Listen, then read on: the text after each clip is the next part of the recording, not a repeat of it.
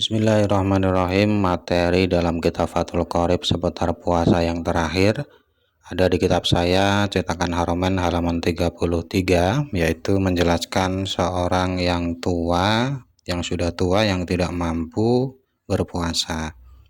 Jadi orang yang sudah tua renta sudah renta, dan juga orang sakit yang tidak ada kemungkinan dia sembuh. Apabila keduanya tidak mampu berpuasa, dia boleh tidak berpuasa. Dan nanti setiap puasa yang ditinggalkan diganti dengan 1 mud makanan yang diberikan kepada fakir miskin. Nah, 1 mud ini tidak boleh dibayarkan atau diberikan kepada fakir miskin sebelum masuk bulan Ramadan. Jadi harus masuk dulu bulan Ramadan.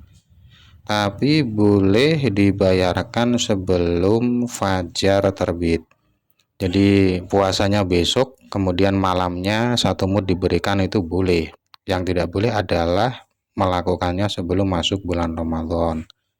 Itu untuk orang sakit dan orang tua. Kemudian ada lagi pembahasan perempuan hamil dan perempuan yang menyusui. Bila dia tidak berpuasa karena khawatir kepada dirinya. Kekhawatiran itu sama seperti kekhawatiran orang yang sakit, itu juga sama. Keduanya dia boleh tidak berpuasa, kemudian dia wajib qadha, wajib qadha. Kewajibannya hanya qadha saja, tidak ada kewajiban lain. Tapi kalau dia khawatir anaknya, jadi yang pertama tadi dia hanya khawatir dirinya sendiri. Kemudian yang kedua ini perempuan hamil dan menyusui, dia khawatir anaknya. Misalkan bagi orang yang hamil dia khawatir anaknya keguguran, bagi yang menyusui dia khawatir ASI-nya sedikit, dia boleh membatalkan puasa. Dan kewajibannya tidak hanya qadha saja, tapi ada kewajiban kafarah atau fidyah.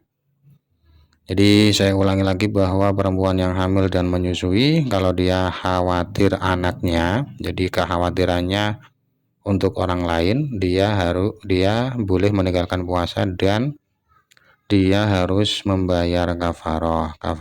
Selain qadha, dia harus membayar kafarah. Kafarah dalam hal ini adalah setiap hari diharuskan memberi makan orang miskin 1 mud. Ini sama seperti orang sakit dan juga orang tua tadi. 1 mud seperti penjelasan sebelumnya, yaitu ukurannya kalau dipindah ke ritel itu 1 ritel sepertiga.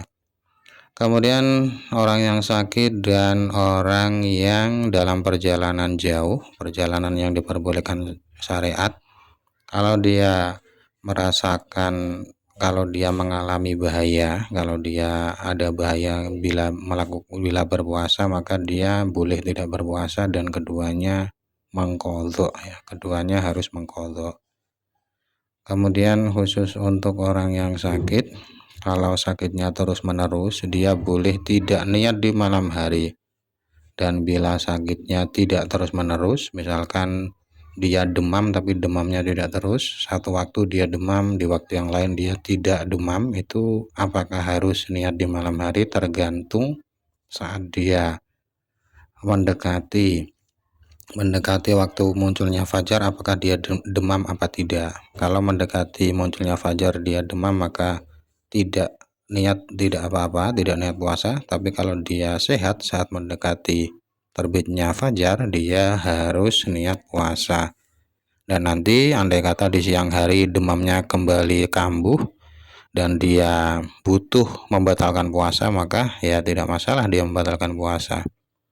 Kemudian di dalam kitab takrib ini tidak dijelaskan masalah puasa sunnah, yang dijelaskan hanya puasa Ramadan.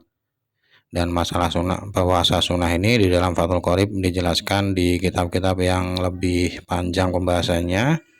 Ada beberapa puasa sunnah, yaitu puasa Arafah, Asyura, Tasu'a, hari-hari terang dan hari-hari gelap, kemudian 6 hari di bulan Syawal.